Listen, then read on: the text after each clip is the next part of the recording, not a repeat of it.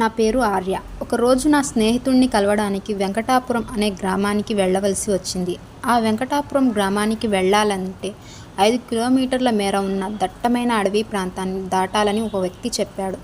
ఆ వ్యక్తి చెప్పిన మాటలను అనుసరించి మెల్లగా నేను కార్ డ్రైవ్ చేసుకుంటూ ఆ దట్టమైన అడవిలోకి ప్రవేశించాను. ఆ రోజు అమావాస్య కావడంతో అడవి అంతా కటిక చీకటిగా మారింది. ఆ కటిక చీకట్లో కారులో ఇళయరాజా పాటలు వింటూ సంతోషంగా వెళ్తున్నాను.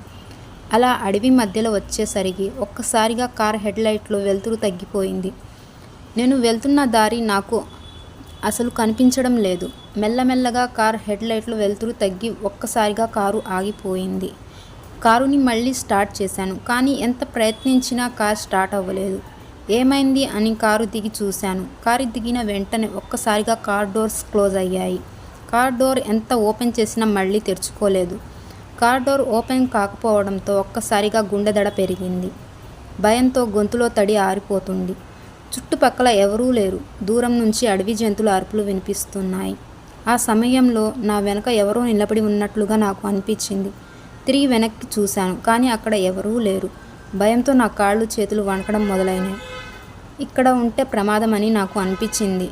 నా దగ్గర ఉన్న మొబైల్ లైట్తో భయంతో ముందుకు నడిచాను. అప్పటికి కూడా నా వెనుక ఎవరో వస్తున్నట్లు అనిపించింది, కానీ తిరిగి వెనక్కి చూడకుండా వేగంగా నడిచాను. కొంత దూరం వెళ్ళాక ఒక వెలుతురు కనిపించింది. ఎవరో అక్కడ ఉన్నారని కొంచెం ధైర్యం వచ్చింది. ఆ వెలుతురు చూస్తూ అక్కడికి మెల్లగా చేరుకున్నాను. అది ఒక చెక్కతో చేసిన ఫారెస్ట్ హౌస్. ఆ ఇంటి దగ్గరికి వెళ్ళి కాలింగ్ బెల్ కొట్టాను. అప్పుడు ఆ ఇంటి ఓనర్ వచ్చి తలుపు తీశారు. ఆ ఇంటి ఓనర్ నన్ను ఎవరు మీరు అని అడిగారు. నేను జరిగిన కథ మొత్తం ఆ ఇంటి ఓనర్కి చెప్పాను. నేను ఈ ఒక్క రాత్రి మీ ఇంట్లో ఉంటానని ఆ ఇంటి ఓనర్ని అడిగాను.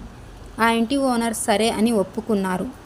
ఆ ఇంటి ఓనర్ మరియు అతని భార్య, వారికి పుట్టిన ఒక చిన్న పాప కూడా ఉన్నారు. వారి పాప చూడడానికి చాలా అందంగా ఉంది. అంతా బాగుంది అన్న కొంత సమయానికి ఒక్కసారిగా కరెంటు పోయింది.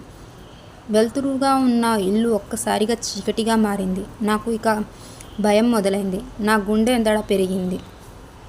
భయంతో వాళ్ళంతా చెమటలు పట్టేశాయి. అప్పుడు ఆ ఇంటి ఓనర్ అగ్గిపెట్టెతో కొవ్వొత్తిని వెలిగించారు. అప్పుడు ఆ ఇంటి ఓనర్ ఇది ఫారెస్ట్ ఏరియా కాబట్టి కరెంటు ఎక్కువగా ఉండదు అని చెప్పాడు. మీరు ఎక్కువగా టెన్షన్ పడకండి, మీకేదీ కాదు అని ఆ ఇంటి ఓనర్ నాకు ధైర్యం చెప్పారు. ఆ ఇంటి ఓనర్ నాతో చెప్పిన మాటలు నాకు ఒక్కసారిగా తిరిగి ఊపిరి వచ్చినట్లు అనిపించింది. మీరు చాలా టెన్షన్ పడిపోయినట్లు ఉన్నారు. మీరు ఈ రూమ్ లోపలికి వెళ్ళి రిలాక్స్ అవ్వండి. మళ్ళీ ఉదయం మీరు వెళ్ళిపోవచ్చు అని ఆ ఇంటి ఓనర్ నాకు ధైర్యం చెప్పాడు. అప్పుడు నేను ఆ రూమ్లోకి వెళ్ళాను. నేను చాలా అలసిపోయి ఉండటం వల్ల చాలా బాగా ఆ రాత్రి నిద్రపోయాను. మరునాడు నేను నిద్ర లేచి ఆ రూమ్ నుంచి బయటకి వచ్చాను. విచిత్రం ఏంటంటే ఆ ఇల్లు రాత్రి చూసిన ఇల్లు కంటే చాలా దారుణంగా ఉంది. ఇల్లు మొత్తం చెదలు పట్టి ఉన్నాయి. అక్కడక్కడ సాలెపురుగులు గూళ్ళు కనిపిస్తున్నాయి. ఆ ఇంట్లో ఉన్నవారు ఎవరూ కనబడడం లేదు. నాకు ఒక్కసారిగా భయం వేసింది. నేను ఆ ఇంటి మెయిన్ డోర్ వద్దకు వచ్చి తలుపు తీసి బయటికి పారిపోయాను.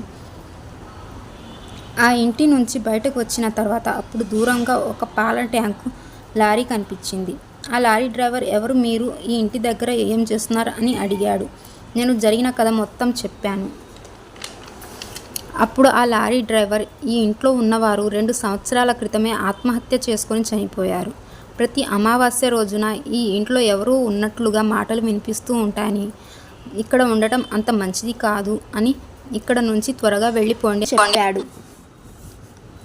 ఆ లారీ డ్రైవర్ చెప్పిన మాటలు విన్న వెంటనే నాకు ఒక్కసారిగా చావుని కళ్ళారా చూసినంత పని అయింది. అక్కడి నుంచి త్వరగా నడుచుకొని నా కారు దగ్గరికి వెళ్ళాను. నా కారు డోర్ తీయగానే డోర్ ఓపెన్ అయింది. కారుని స్టార్ట్ చేశాను. కారు ఒక్కసారిగా స్టార్ట్ అయింది. అక్కడి నుంచి వెంకటాపురం అనే గ్రామానికి వెళ్ళాను. ఈ రోజు కూడా నాకు ఆ ఇల్లు, అందులో ఉన్న మనుషుల గురించి తలుచుకుంటే నాకు ఆశ్చర్యం వేస్తుంది.